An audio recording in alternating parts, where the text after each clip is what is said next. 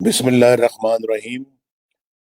بلوچستان کے غیور بھائیوں، کوئٹہ کے بہادر شہریوں، میرے جوانوں، میرے بزرگوں، میری بہنوں اور بھائیوں، آپ کو نواز شریف کا سلام۔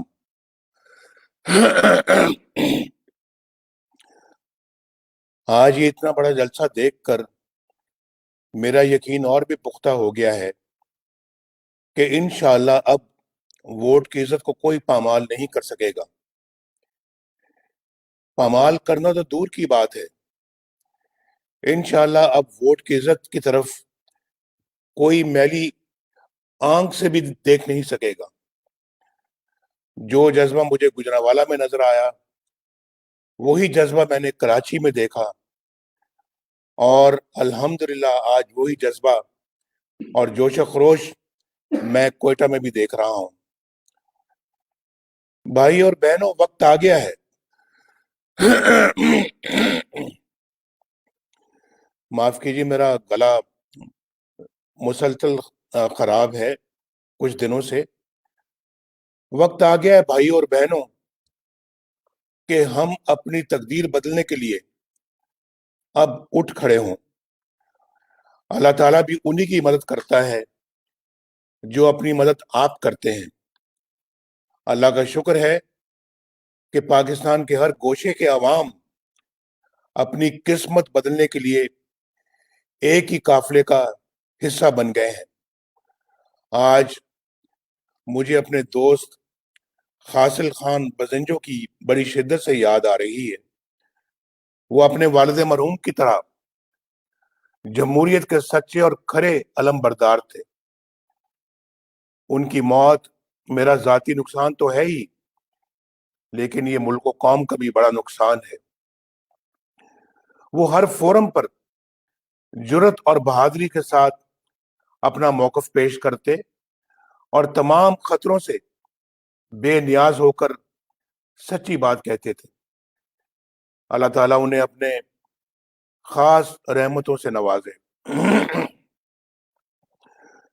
مجھے کل معلوم ہوا ہے کہ محسن داوڑ اور ندیم اصغر کو کوئٹہ ایئرپورٹ پہ سیکیورٹی کے نام پہ گرفتار کیا گیا ہے اور کسی نامعلوم جگہ پہ منتقل کر دیا گیا ہے۔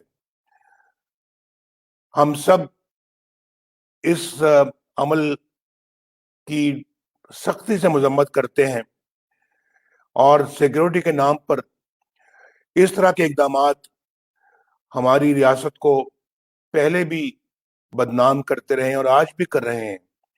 بڑے افسوس کی بات ہے اور کہ یہ حکومت کس طرح کے کام انجام دے رہی ہے۔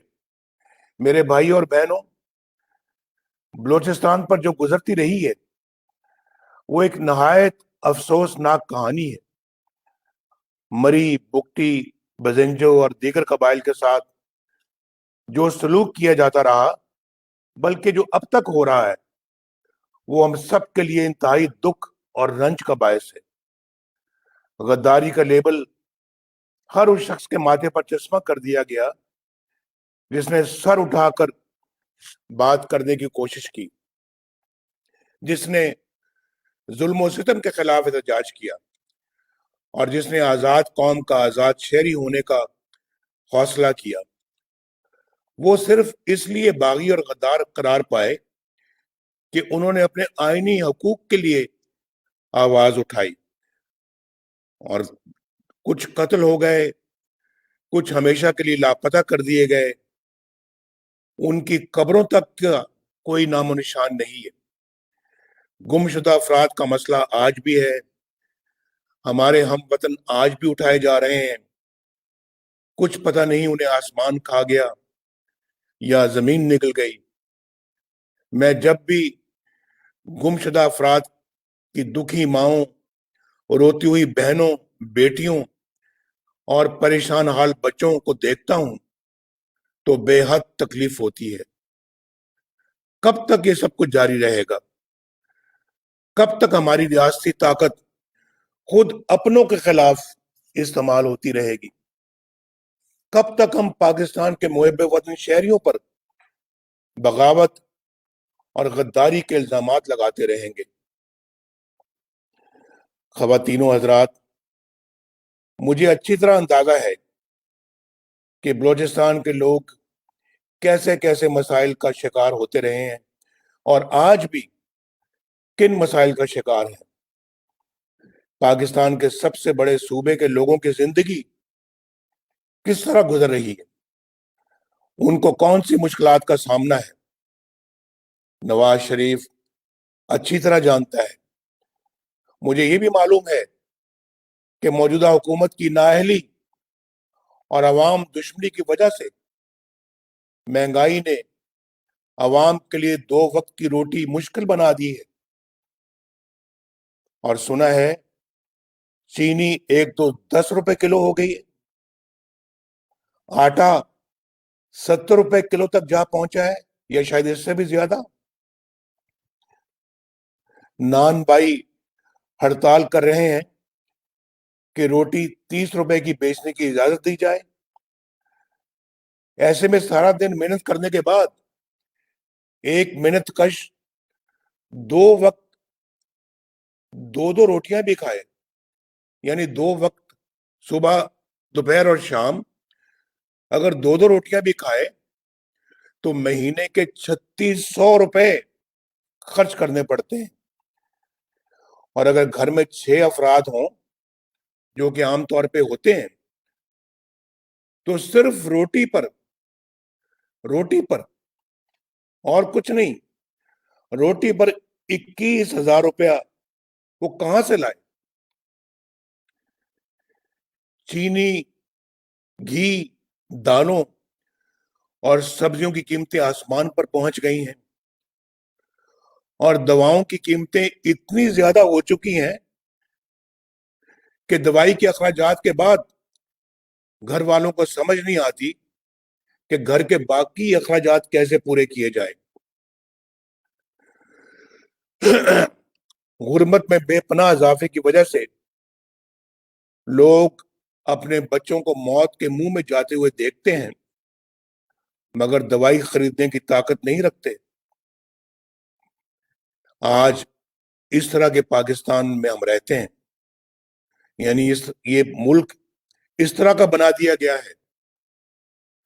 आज किसान बदहाल है, ज़राअत तबाह, सनतें तबाह, कारोबार तबाह, रोजगार तबाह, पूरा मुल्क की तबाही के गड़े में उतार दिया गया है।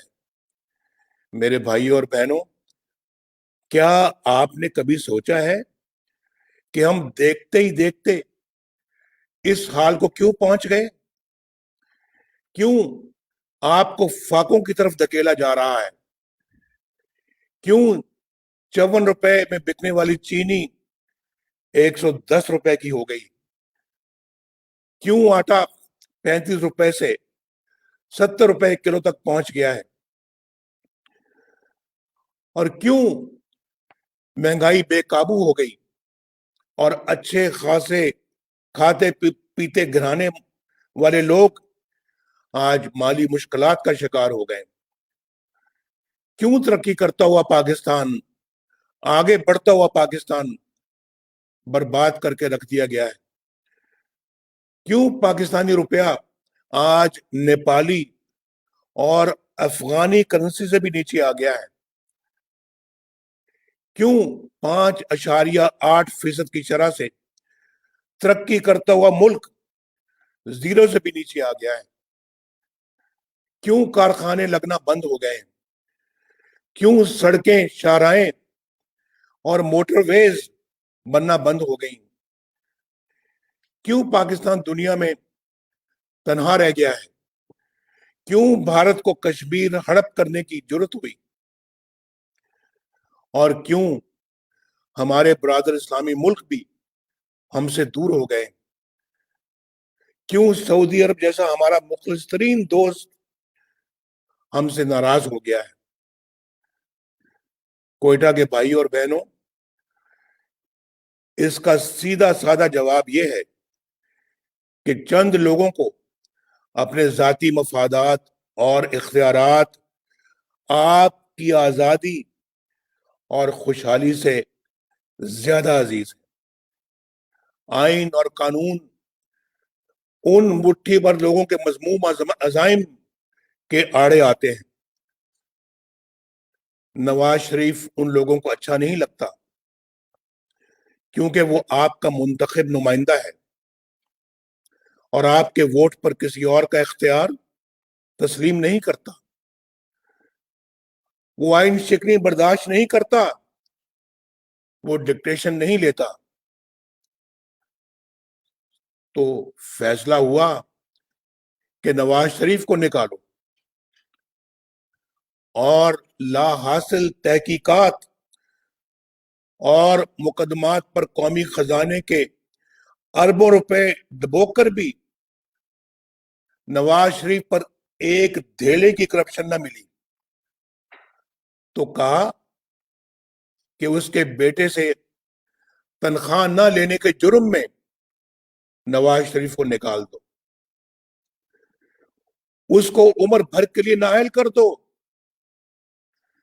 اس کو مسلم لیگ نون کی صدارت سے بھی نکال دو، اس کے بھائی شہباز شریف، اس کی بیٹی مریم، حمزہ شہباز شریف اور اس کے سارے خاندان اور ساتھیوں کو، مسلم لیگ نون کے ساتھیوں کو جیل میں ڈال دو۔ نواز شریف کو نمونہ عبرت بناتے بناتے انہوں نے پاکستان آپ سب کو نمونہ عبرت بنا دیا۔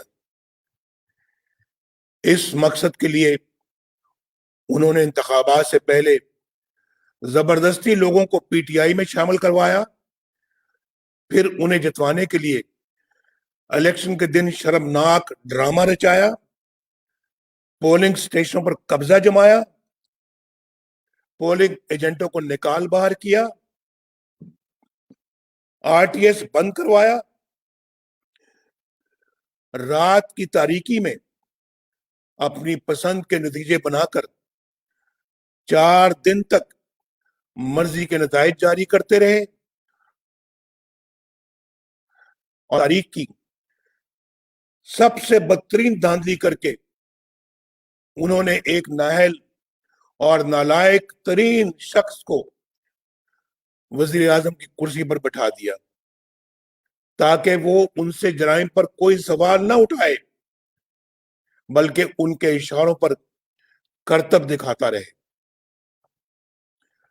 یہاں سے ملک کی تباہی اور بربادی کا وہ سلسلہ شروع ہوا جو کہ بڑھتا ہی چلا جا رہا ہے۔ ان چند لوگوں کے ذاتی مفادات کی قیمت آپ کو اور آپ کے بچوں کو ان حالات، اس بھوک اور افلاس سے چکانی پڑ رہی ہے۔ میرے بھائی اور بہنوں، آپ عزت والے لوگ ہیں، غیرت والے لوگ ہیں۔ بلوچ اور پختون اپنی شاندار روایات رکھتا ہے، لیکن آپ نے دیکھا کہ کراچی کے عظیم الشان جلسے سے گھبرا کر ان لوگوں نے منہ اندھیرے کراچی کے ایک ہوٹل کے اس کمرے کا دروازہ توڑا اور اندر داخل ہو گئے جس میں مریم نواز شریف اور کیپٹن صفدر ٹھہرے ہوئے تھے۔ کیا اب یہ لوگ اس پستی میں گر گئے ہیں کہ نہ کوئی اخلاق باقی رہا اور نہ کوئی تہذیب اور نہ روایات اور نہ قدریں؟ یہ کوئی معمولی واقعہ نہیں ہے۔ مجھے حیرت ہے ان لوگوں پر جو اعلیٰ اخلاقی اقدار کی باتیں کرتے ہیں، ماؤں، بہنوں اور بیٹیوں کی عزت کی بات کرتے ہیں، لیکن اب بھی اس حکومت کا حصہ ہے جس نے یہ سیاہ ترین واردات کی ہے۔ کراچی کے اس واقعے نے میری بات کو عملی طور پر ثابت کر دیا ہے کہ یہاں ریاست کے اوپر ایک اور ریاست مسلط ہو چکی ہے۔ اس غیر آئینی غیر قانونی جبر کی ریاست کی اندھی طاقت نے ریاست کو اپنے شکنجے میں جکڑ رکھا ہے. جب تک کہ یہ غیر قانونی شکنجہ رہے گا میرے بھائیوں بہنوں آپ کے حالات بہتر نہیں ہوں گے, نہیں ہو سکتے. سندھ وفاق کی ایک اہم اکائی ہے, ایک خود مختار صوبہ ہے, وہاں ایک منتخب حکومت ہے, ایک منتخب وزیر اعلیٰ ہے, وہاں ایک آئینی اتھارٹی ہے, لیکن اس کارروائی کی خبر کسی کو نہیں کہ رات کو کس نے آئی جی پولیس کو اغوا کیا, کس نے ایڈیشنل آئی جی کو اغوا کیا, پولیس کے سربراہ اور اعلی افسروں کو اٹھا کر لے جانے کی اتھارٹی کس کے پاس تھی, سیکٹر کمانڈر کون ہے, وہ کس کی طاقت سے ایف آئی آر کٹواتا ہے, کس کے حکم پر چادر اور چار دیواری کا تقدس پامال کیا جاتا ہے, کس کے حکم پر بیڈ روم کے دروازے توڑے جاتے ہیں. اگر صوبے کے وزیر اعلیٰ کو بھی اس کی خبر نہیں تو پھر اس سے بڑا حکمران صوبے میں کون ہے جو اس طرح کے حکم دیتا ہے اور منمانی کرتا ہے. میرے دوستو, پی ڈی ایم اسی غیر آئینی حکمرانی کے خلاف اٹھی ہے, ریاست کے اوپر ریاست کی اس بیماری کے خلاف اٹھی ہے جس نے پاکستان کو اندر اور باہر سے کھوکھلا کر کے رکھ دیا ہے. یہ تحریک کسی ادارے کے خلاف نہیں بلکہ پاک فوج کے مقدس ادارے کی طاقت کو اپنے مفادات کے لیے استعمال کرنے والے کرداروں کے خلاف ہے. نیچے سے اوپر تک فوج کے بہادر فرزندوں کو ان کرداروں کے مقاصد کا کچھ پتہ ہی نہیں ہوتا, کچھ علم ہی نہیں ہوتا. وہ تو اپنے ڈسپلن میں بندھے رہتے ہیں,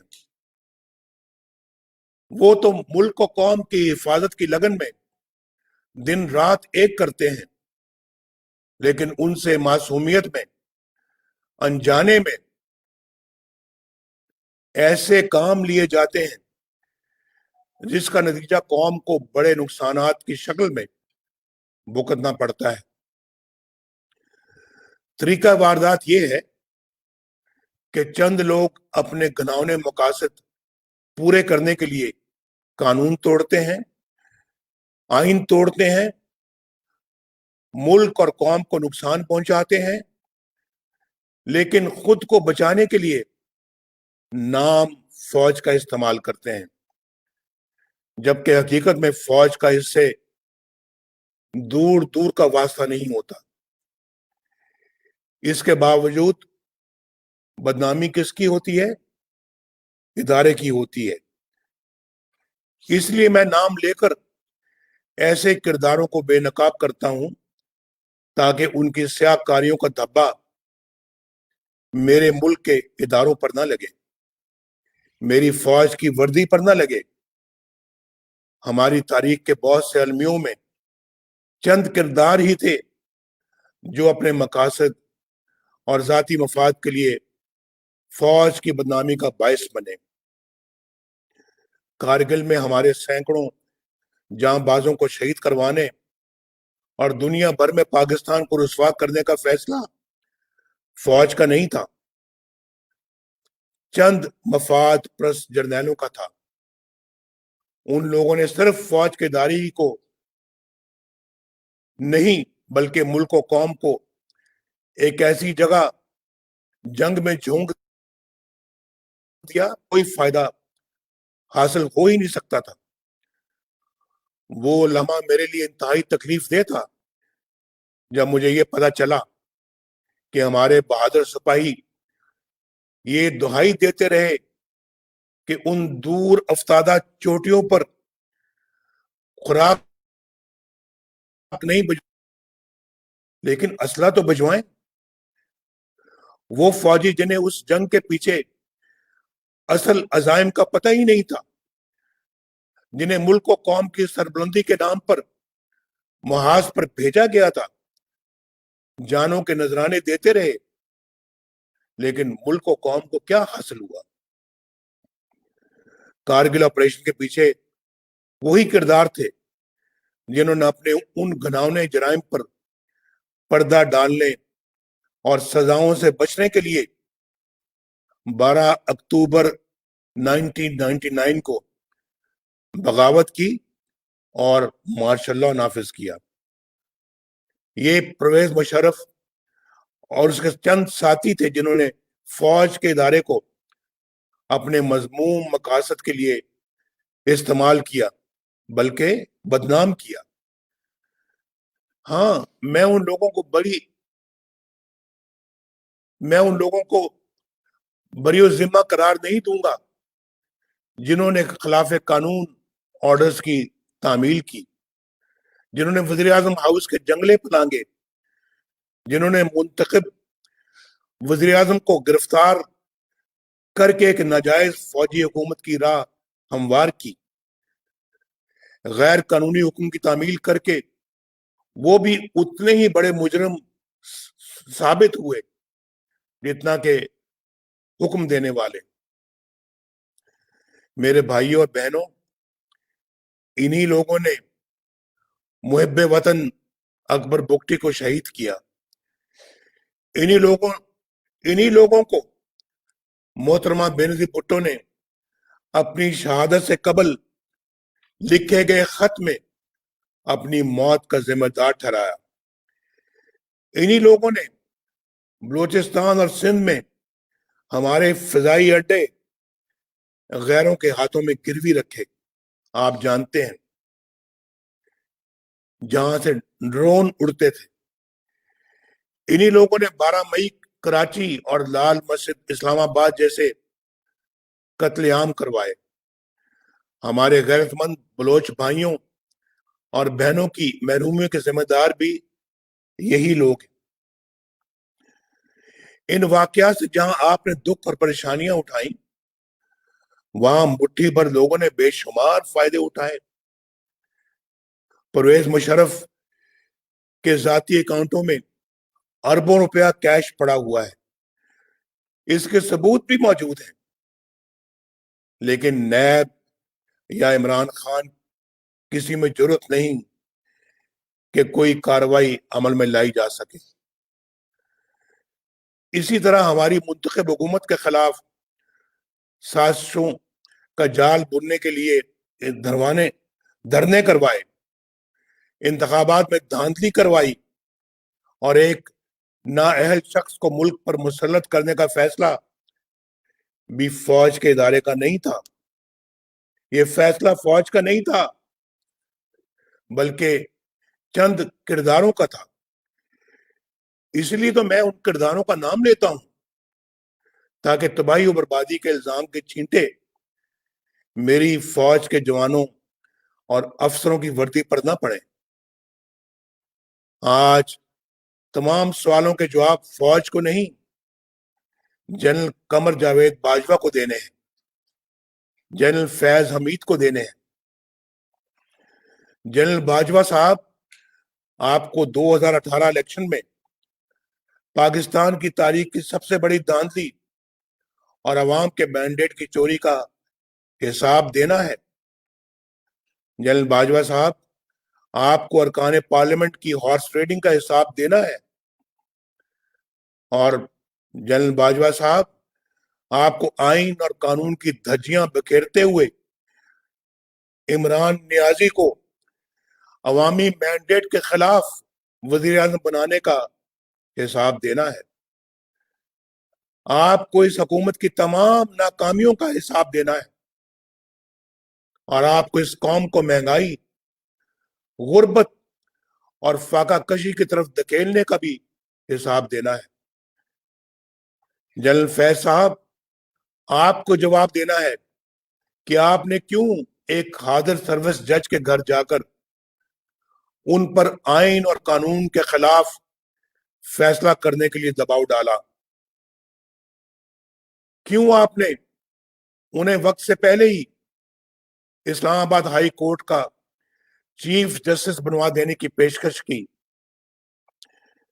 کیوں آپ نے نواز شریف اور اس کی بیٹی مریم نواز کو الیکشن ہو جانے تک جیل میں رکھنے کی درخواست کی؟ وہ کون سی 2 سال کی آپ کی محنت تھی جو نواز شریف کو رہا کرنے کی صورت میں ضائع ہو جانے کا اندیشہ تھا؟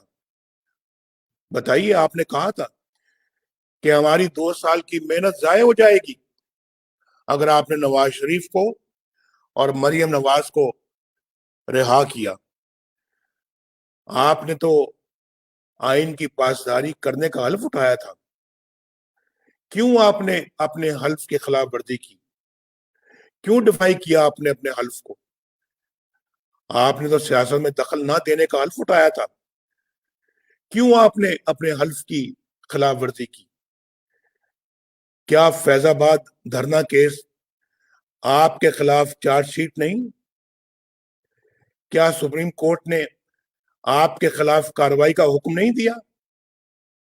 اس کے باوجود آپ کی نہ صرف بطور لیفٹیننٹ جنرل ترقی ہوئی بلکہ آپ کو ISI کے سربراہ کا عظیم الشان منصب بھی عطا ہوا، جبکہ جسٹس قاضی فائز عیسیٰ کے خلاف ایک ریفرنس دائر ہوا تاکہ وہ آپ کی نظر ثانی کی درخواست سن نہ سکے۔ واہ واہ، کیا کیا آپ نے جنرل فیض! یہ آپ کے حلف توڑنے کی صرف ایک مثال ہے، ایک۔ آپ پچھلے کئی سالوں سے بے دھڑک سیاست میں مداخلت کیے چلے جا رہے ہیں۔ آپ نے اپنے حلف کے ساتھ بے وفائی کی ہے۔ اگر یہی وقت آپ نے پیشہ ورانہ دفاعی امور پر صرف کیا ہوتا تو ہمارے کشمیری بہن بھائی کبھی ان مصائب سے دوچار نہ ہوتے جن سے وہ آج دوچار ہیں۔ عمران خان صاحب، آپ تو سیاست کے میدان میں نابالغ ہو۔ بار بار کہتا ہوں میں کہ ہمارا آپ کے ساتھ مقابلہ ہے ہی نہیں۔ ہمارا مقابلہ آپ کے لانے والوں کے ساتھ ہے، آپ کے ساتھ نہیں ہے۔ ہمارا مقابلہ ریاست چلانے والوں کے ساتھ ہے۔ لیکن یہ مت سوچنا کہ تم بچ جاؤ گے۔ ثاقب نثار کا NRO نہ تمہیں بچا سکے گا اور نہ علیمہ خان کو۔ تم جس کے پیچھے چاہے چھپو، فورن فنڈنگ کیس میں تمہاری بدعنوانی نہ صرف کھل کے رہے گی بلکہ تمہیں جیل بھیجے گی۔ تمہیں چینی، آٹے اور ادویات کی قیمتوں میں اضافے سے عوام کو پہنچنے والے نقصان کے ایک ایک روپے کا حساب دینا ہوگا۔ تمہیں زمان پارک میں کروڑوں روپے کی نئی تعمیر کی لاگت کا حساب دینا ہوگا۔ تمہیں بنی گالا کی منی ٹریل دینی ہوگی۔ دوسروں پر کیچڑ اچھالنا تمہیں احتساب سے نہیں بچا سکے گا عمران خان۔ یہ ٹی وی پر بڑکے مارنا اور دھمکیاں دینا تمہیں نہیں بچا سکے گا۔ تم اور تمہارے ہر کرپٹ ساتھی کو حساب دینا پڑے گا۔ بلوچستان کے بہنوں اور بھائیوں، میں آج 3 پیغامات دینا چاہوں گا۔ پہلا، فوج کے جوانوں اور افسروں کے نام۔ یہ آپ کا اپنا ملک ہے میرے فوجی بھائیوں، جس کے لیے آپ جان دینے سے بھی دریغ نہیں کرتے۔ آپ نے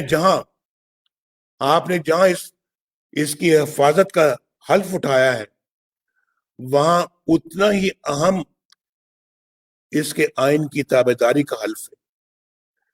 جہاں آئین شکنی اور قانون شکنی شروع ہو جاتی ہے وہاں ظلم کا دور شروع ہو جاتا ہے۔ جب آپ کسی فرد واحد یا مفاد پرست ٹولے کے لیے آئین توڑنے کے مرتکب ہوتے ہیں، وہاں آپ خود اپنی قوم کو، اپنے ملک اور اپنے لوگوں کو آئین شکنوں کے رحم و کرم پر چھوڑ رہے ہوتے ہیں۔ اپنے حلف کی پاسداری کیجیے، خود کو متنازع ہونے سے بچائیے۔ دوسرا میرا پیغام میرے پاکستان کے سول سروس کے نام ہے۔ زمانہ بدل رہا ہے، کسی کے لیے قانون یا آئین توڑ کر بچ نکلنا مشکل سے مشکل تر ہوتا چلا جا رہا ہے۔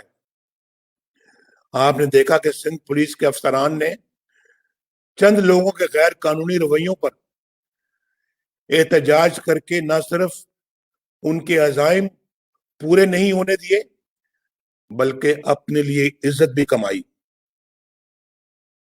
سندھ کے پولیس افسر صاحبان، میں آپ کو سلوٹ کرتا ہوں۔ آپ کو بلا خوف اپنی ذمہ داریاں قانون کے مطابق ادا کرنی چاہیے۔ میں سب سول سرونٹس کو یہ میں گزارش کر رہا ہوں، اور کسی دباؤ میں آئے بغیر سر انجام دینی چاہیے۔ اور تیسرا پیغام میرا عوام کے نام ہے۔ میرے پاکستان کے بہنوں اور بھائیوں، پاکستانی فوج آپ کی اپنی فوج ہے۔ ان کو عزت دیجیے، انہیں محبت دیجیے، لیکن جب معاملہ آئین کی بالادستی کا ہو، جب آئین کی بالادستی کا معاملہ آ جائے، جب معاملہ قانون کی حکمرانی کا آ جائے، تو پھر وہاں کوئی سمجھوتا نہ کیجیے۔ کوئی فوج اپنے لوگوں کے خلاف نہیں لڑ سکتی۔ پرامن احتجاج آپ کا آئینی حق ہے، جس سے آپ کو کوئی محروم نہیں کر سکتا۔ آزادی اظہار آپ کا آئینی حق ہے، جو آپ سے کوئی نہیں چھین سکتا۔ ووٹ اور حکومت سازی آپ کا بنیادی حق ہے، جو آپ کے اس حق کو چھینے وہ آپ کا حال اور مستقبل آپ سے چھیننے کا مرتکب ہوتا ہے۔ وہ آمر ہے، غاصب ہے، آئین شکن ہے۔ آپ اپنے حق کو استعمال کیجئے۔ کسی مفاد پرست ٹولے یا کچھ مٹھی بھر لوگوں کو اپنی آنے والی نسلوں کی تقدیر کے ساتھ کھلواڑ کرنے کی اجازت مت دیجیے۔ اگر آج آپ نے اپنے حقوق کو حاصل کرنے میں کامیابی حاصل کر لی تو انشاءاللہ آپ اپنے حالات سنوار لیں گے۔ اگر ایسا نہ کر سکے تو پھر بہانے کا کوئی فائدہ نہیں ہوگا۔ کوئٹہ والوں، عمران خان کی بیساکھیوں پر کھڑی حکومت کو انجام تک پہنچانے کا وقت آ گیا ہے۔ وقت آ گیا ہے کہ ہم ان تمام لوگوں سے جواب طلب کریں جنہوں نے آئین اور قانون کے ساتھ کھلواڑ کر کے آپ کو ان حالات سے دوچار کیا ہے۔ کوئٹہ والوں، سوچ کر بتاؤ، کیونکہ پورا ملک آپ کی آواز سن رہا ہے۔ کیا تم اس جدوجہد میں نواز شریف کا ساتھ دو گے؟